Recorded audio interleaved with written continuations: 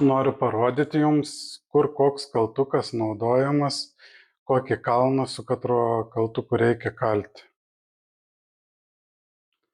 Štai va matom aštrius kalniukus, bukesnį, nedidelį kalniuką ir didelį kalną. Turime pirmą kaltuką, jis yra metalinis,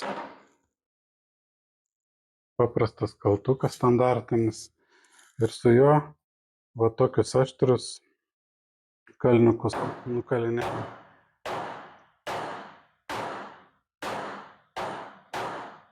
Dažniausia mokinių klaida būna, kad va tą kaltuką ne su visa plokštuma pastato, o pastato šiek tiek kraščiukų ir įsimuša tokius gilesnius įmušimus, kurios paskiau, jeigu tik suklyjais, tai sunku panaikinti, o su įrankiu, aišku, žymiai lengviau.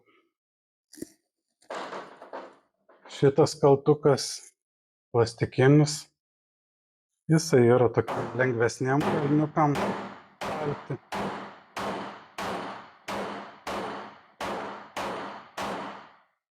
O sekantį turim dideliems kalnams, jis yra platus, švelnus.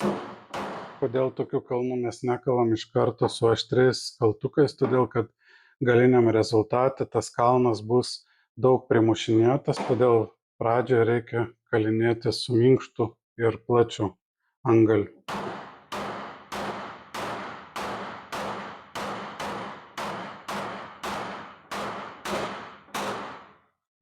Sėkmės darbuose.